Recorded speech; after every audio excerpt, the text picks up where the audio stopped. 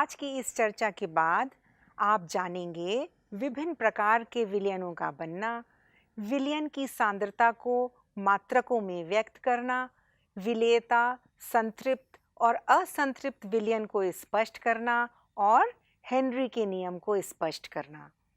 प्यारे बच्चों, आप सब जानते ही हैं कि हमारे चारों ओर शुद्ध पदार्थ बहुत कम हैं और अधिकतर मिश्रण हैं, जिसमें दो या दो से अधिक पदार्थ मिले हुए हैं, जैसे पीतल, तांबे और जिंक का मिश्रण है। हवा भी ऑक्सीजन और नाइट्रोजन तथा कुछ मात्रा में कार्बन डाइऑक्साइड व अन्य गैसों का मिश्रण है। जल में उपस्थित फ्लोराइड की मात्रा यदि 1 ppm से कम है तो दांत को क्षय होने से बचाता है, परंतु यदि ये मात्रा 1.5 ppm से अधिक है तो दांत में पीलापन आ जाता है, और अगर ये मात्रा और भी अधिक है तो इसे चूहों के जहर के रूप में प्रयोग किया जाता है। बच्चों, आज हम द्रवीय विलयनों को बनाने की विधि तथा उनके गुणों का अध्ययन करेंगे। आप जानते हैं कि विलयन का मतलब होता है दो या दो से अधिक अवयवों का समांगी मिश्रण। समांगी का मतलब है कि मिश्रण में सभी जगह एक समान संगठन होना और एक समान गुणों का होना। एक विलयन में दो अवयव होते हैं। जो अवयव अधिक मात्रा में होता है उसे विलायक कहते हैं, और जो अवयव कम मात्रा में होता है उसे विलेय कहते हैं। वह विलयन जिसमें केवल दो अवयव हों द्विअंगी विलयन कहलाता है। यद्यपि विलयन शब्द सुनकर ऐसा लगता है कि ये तरल पदार्थ है, परंतु ये हमेशा तरल नहीं होता। विलयन ठोस, द्रव या गैसीय किसी भी अवस्था में हो सकते हैं, जैसा कि आप सारणी में देख सकते हैं। बच्चों, पहला विलयन है गैसीय विलयन। वह विलयन जिसका विलायक गैस हो। ये भी 3 प्रकार का है। पहला, जिसमें विलेय गैस हो और विलायक भी गैस हो, जैसे दो गैसों का मिश्रण, उदाहरण के लिए ऑक्सीजन और नाइट्रोजन का मिश्रण। दूसरा, जिसमें विलेय तो द्रव हो और विलायक गैस हो, जैसे क्लोरोफॉर्म और नाइट्रोजन का मिश्रण। तीसरा, जिसमें विलेय ठोस हो और विलायक गैस हो, जैसे नाइट्रोजन गैस में कपूर का मिश्रण। दूसरा है द्रव विलयन, जिसका विलायक द्रव हो। ये भी 3 प्रकार के होते हैं। पहला, जिसमें विलेय गैस हो और विलायक द्रव हो, जैसे जल में घुली हुई ऑक्सीजन। दूसरी तरह का है जिसमें विलेय भी द्रव हो और विलायक भी द्रव हो, जैसे अल्कोहल का जल में विलयन। तीसरा, जिसमें विलेय ठोस हो और विलायक द्रव हो, जैसे नमक का जल में विलयन। तीसरे तरह के विलयन है ठोस विलयन, जिनका विलायक ठोस होता है। ये भी 3 प्रकार के हैं। पहला, जिसमें विलेय गैस हो और विलायक ठोस, जैसे हाइड्रोजन का पैलेडियम में विलयन। दूसरा, जिसमें विलेय द्रव हो और विलायक ठोस, जैसे पारे का सोडियम में विलयन। तीसरा, जिसमें विलेय भी ठोस हो और विलायक भी ठोस हो, जैसे तांबे का जिंक में विलयन, जिसको पीतल भी कहते हैं। विलयनों की सांद्रता 2 प्रकार से व्यक्त की जाती है।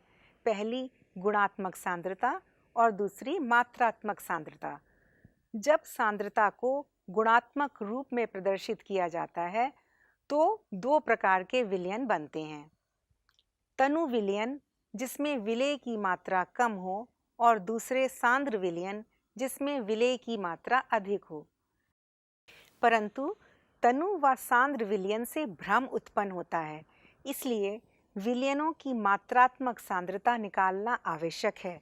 मात्रात्मक सांद्रता अनेक प्रकार से निकाली जा सकती है, जैसे द्रव्यमान प्रतिशत, आयतन प्रतिशत, द्रव्यमान आयतन प्रतिशत, पार्ट्स पर मिलियन, मोल अंश, मोलरता और मोललता।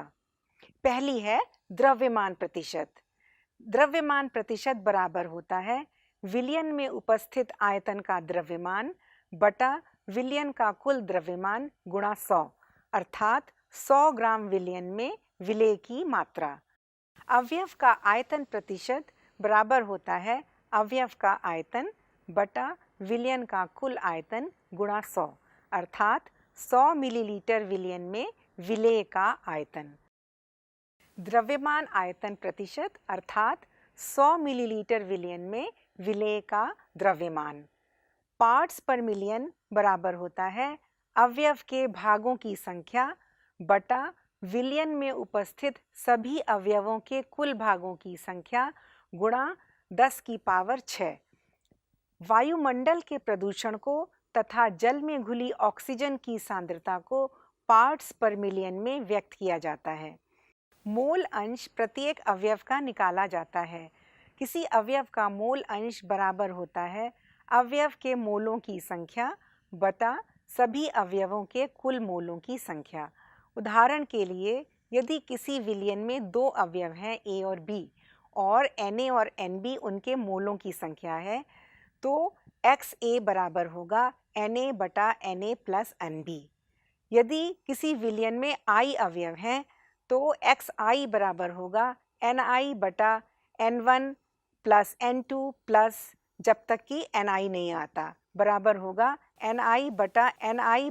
यह दर्शाया जा सकता है कि एक विलयन के सभी मोल अंशों का योग 1 होता है, यानी कि x1 plus x2 plus x3 up to xi बराबर होता है 1 के। मोल अंश का प्रयोग गैसीय मिश्रणों के लिए किया जाता है। मोल अंश विलयनों के भौतिक गुणों में संबंध दर्शाने में उपयोगी है, जैसे विलयनों की सांद्रता का वाष्प दाब के साथ संबंध। साथ ही गैसीय मिश्रणों के लिए आवश्यक गणना की व्याख्या करने में भी सहायक होता है। आइए अब बात करते हैं मोलरता की। 1 लीटर विलयन में घुले हुए विलेय के मोलों की संख्या को मोलरता कहते हैं। मोलरता बराबर होती है विलेय के मोल बटा विलयन का लीटर में आयतन। इसका मात्रक मोल प्रति लीटर है। अब बात करते हैं मोललता की। किसी विलयन के 1 केजी विलायक में उपस्थित विलेय के मोलों की संख्या को मोललता कहते हैं। मोललता बराबर होती है विलेय के मोल बटा विलायक का किलोग्राम में द्रव्यमान। द्रव्यमान प्रतिशत, ppm और मोल अंश और मोललता तापमान पर निर्भर नहीं करते, इसलिए अधिक उपयोग में लाए जाते हैं, परंतु मोलरता तापमान पर निर्भर है क्योंकि आयतन तापमान बदलने से बदल जाता है। किसी भी अवयव की विलेयता उस पदार्थ की वो अधिकतम मात्रा है जो विलेय की एक निश्चित मात्रा में घुली होती है। आइए प्रयोग करके देखते हैं। अब हमने 4 बीकरों में 50 मिलीलीटर जल लिया है। पहले बीकर में डालते हैं 5 ग्राम सोडियम क्लोराइड।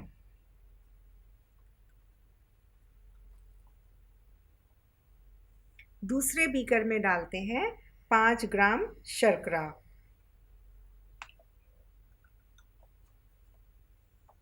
तीसरे में डालते हैं 5 ग्राम नेफ्थलीन।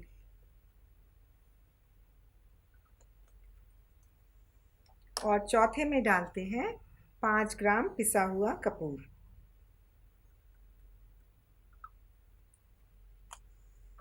अब हम इनको एक एक करके चलाएंगे।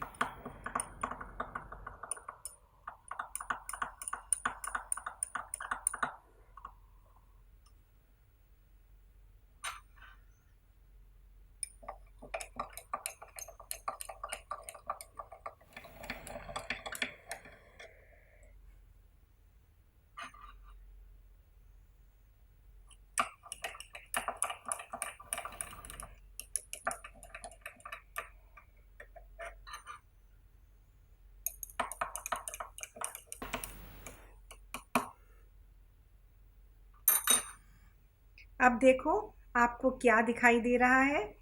बीकर 1 और 2 में पदार्थ यानी कि सोडियम क्लोराइड और शर्करा घुल गए हैं, परंतु बीकर 3 और 4 में नेफ्थलीन और कपूर नहीं घुले। अब हम 4 बीकरों में 50 मिलीलीटर बेंजीन लेंगे और उसमें एक एक करके चारों पदार्थ डालेंगे।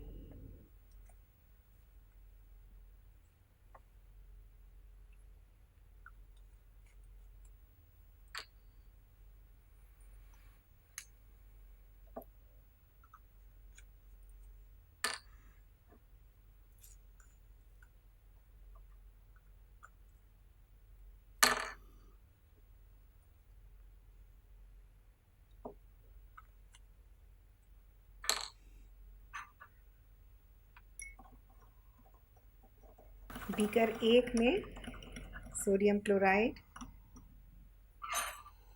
2 में शर्करा,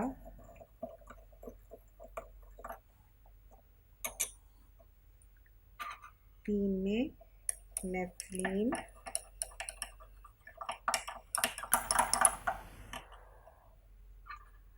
4 में पिसा हुआ कपूर।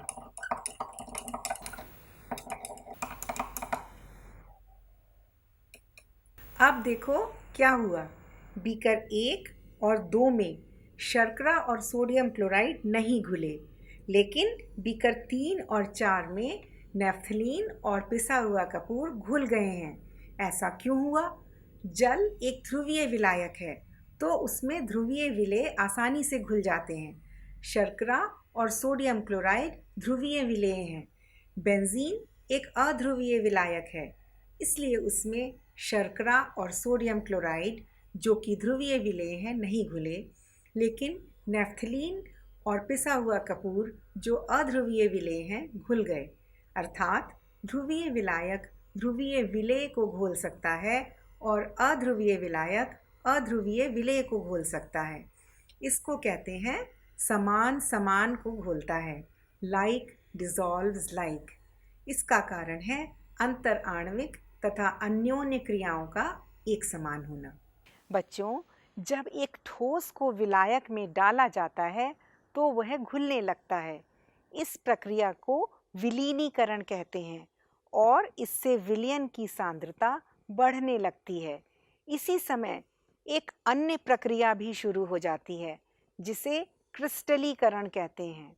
इसमें विलयन में से विलेय के कण ठोस विलेय के कणों से मिलकर विलयन से अलग हो जाते हैं। एक स्थिति ऐसी आती है जब दोनों प्रक्रियाओं की गति समान हो जाती है और गतिक साम्य की अवस्था आ जाती है। इस अवस्था में दिए गए ताप व दाब पर विलयन की सांद्रता स्थिर रहती है, अर्थात विलेय प्लस विलायक गतिक साम्य में है विलयन के। गैस को द्रव में घोलने पर भी ऐसा ही होता है। यहाँ एक खास बात, यदि हम विलेय को विलायक में घोलते चले जाते हैं तो एक समय ऐसा आता है जब विलेय घुलना बंद हो जाता है। बिना घुला विलेय विलयन के साथ गतिक साम्य में होता है। ऐसे विलयन को संतृप्त विलयन कहते हैं। ऐसे विलयन की सांद्रता उसकी विलेयता के बराबर होती है। आइए प्रयोग करके देखते हैं। जल में शर्करा डालकर धीरे धीरे घोलते हैं।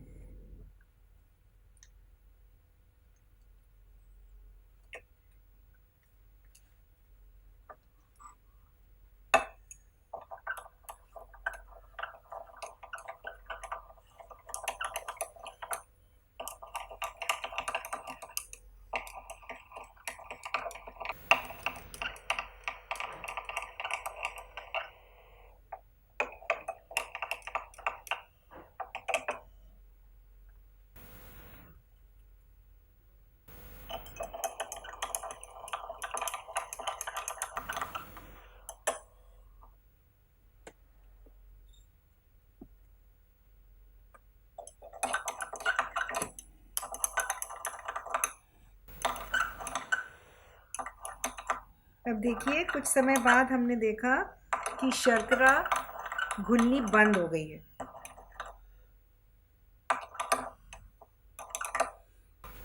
और कुछ शर्करा बीकर में नीचे बैठ गई है।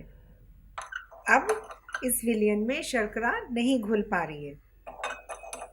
अब ये बन गया है शर्करा का संतृप्त विलयन। अब हम इस विलयन को गर्म करते हैं।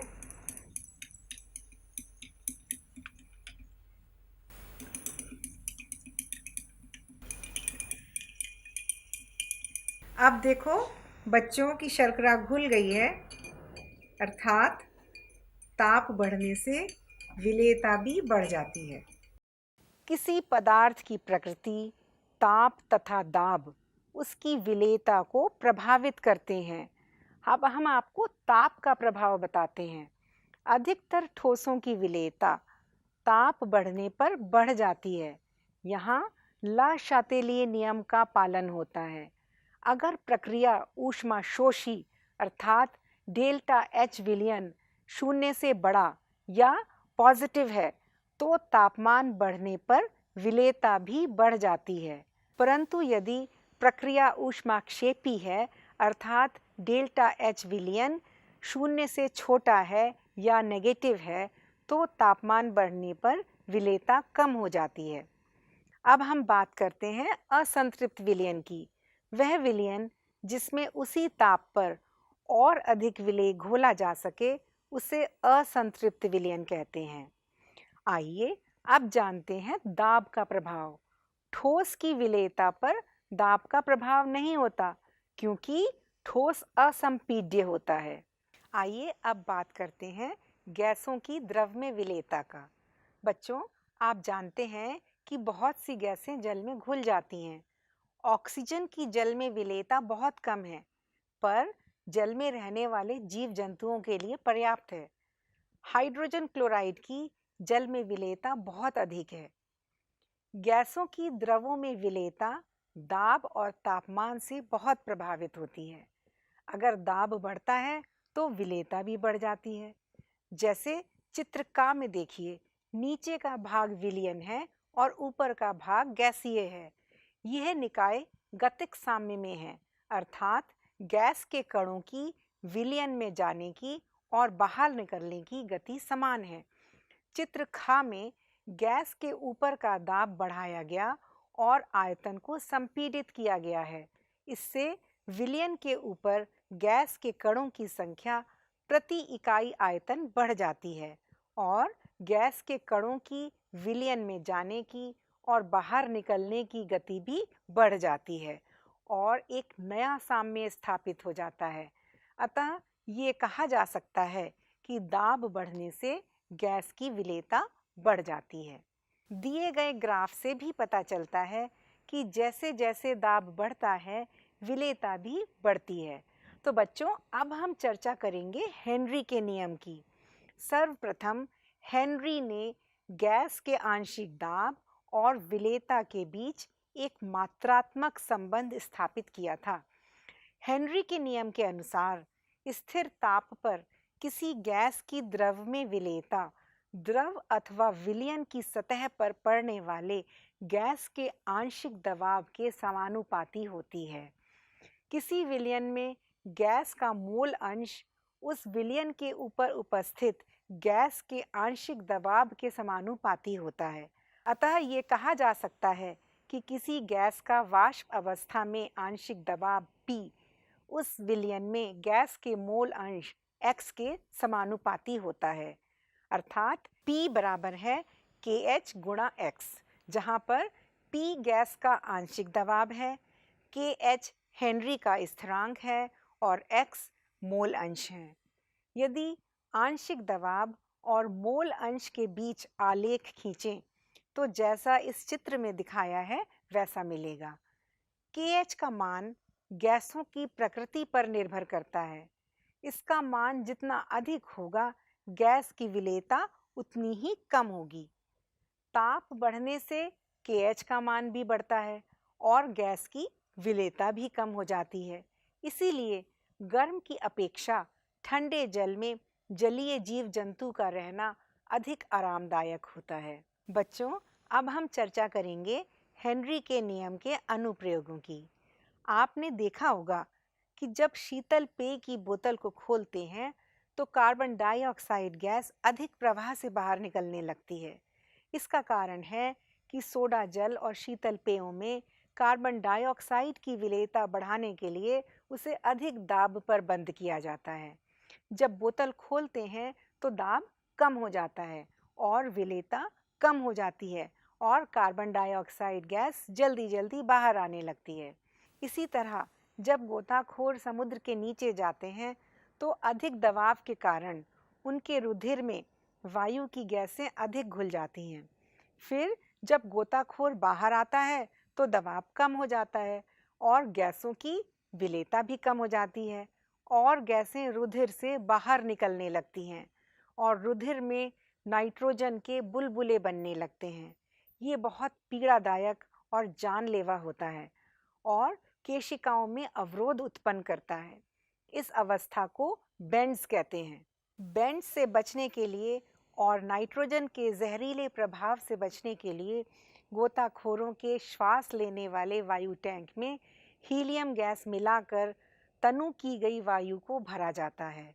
इसमें होता है 11.7% हीलियम, 56.2% नाइट्रोजन तथा 32.1% ऑक्सीजन। आपको एक और बात बताते हैं। पहाड़ों पर और अधिक ऊंचाई वाले स्थानों पर ऑक्सीजन का आंशिक दबाव कम होता है, जिससे यहाँ रहने वाले लोगों और आरोहकों के रुधिर में ऑक्सीजन की सांद्रता कम हो जाती है। इसके कारण लोग कमज़ोर हो जाते हैं और इनके सोचने की शक्ति भी कम हो जाती है। इन लक्षणों को एनॉक्सिया कहते हैं। बच्चों, गैस की विलेयता ताप बढ़ने पर घटती है। गैस को द्रव में घोलने की प्रक्रिया ऊष्माक्षेपी है, अर्थात डेल्टा H नेगेटिव होता है और गतिक साम्य भी स्थापित हो जाता है। अतः ला शातेलिए नियम की पालना करते हुए ताप बढ़ने पर विलेयता भी घट जाती है। बच्चों, अब हम एक गणनात्मक प्रश्न करेंगे। प्रश्न है, उस विलयन के अवयवों के मोल अंशों की गणना कीजिए जिसमें 4 ग्राम NaOH अर्थात सोडियम हाइड्रोक्साइड और 90 ग्राम जल है। एटॉमिक मास सोडियम का है 40 यूनिट, ऑक्सीजन का 16 यूनिट और हाइड्रोजन का 1 यूनिट। आइए अब उत्तर जानते हैं। NaOH के मोल बराबर होंगे दिया गया द्रव्यमान बटा मोलर द्रव्यमान। NaOH के मोल हो गए 4/40 जो कि बराबर है 0.1 मोल। इसी तरह H2O के मोल हैं 90/18 जो कि बराबर है 5 मोल के। NaOH का मोल अंश है XNaOH बराबर है 0.1 बटा 0.1 + 5 जो कि बराबर है 0.1 बटा 5.1 जो कि आएगा 0.0196 के। जल का मोल अंश है XH2O बराबर है 5/0.1 + 5 जो कि आएगा 5/5.1 जो आएगा 0.9804 के। इसको दूसरे तरह से भी कर सकते हैं। सोडियम हाइड्रोक्साइड के मोल अंश को 1 में से घटाकर जल का मोल अंश भी निकाल सकते हैं। अतः जल के मोल अंश बराबर होंगे 1 - 0.0196 के जो कि आ जाएगा 0.9804 के। अब आपको हम एक गृह कार्य भी दे रहे हैं। प्रश्न है, उस विलयन की मोलरता की गणना करिए जिसमें 20 ग्राम NaOH 500 मिलीलीटर विलयन में घुला हुआ है। तो बच्चों, आज हमने जाना विभिन्न प्रकार के विलयनों को कैसे बनाते हैं, विलयन की सांद्रता को मात्रक में कैसे व्यक्त करते हैं, विलेयता व संतृप्त और असंतृप्त विलयन के बारे में जाना और हेनरी के नियम और उसके अनुप्रयोगों के बारे में जाना। तो बच्चों, हमें पूर्ण विश्वास है कि आज की चर्चा के माध्यम से आपने विलयनों के बारे में बहुत कुछ सीखा होगा। धन्यवाद।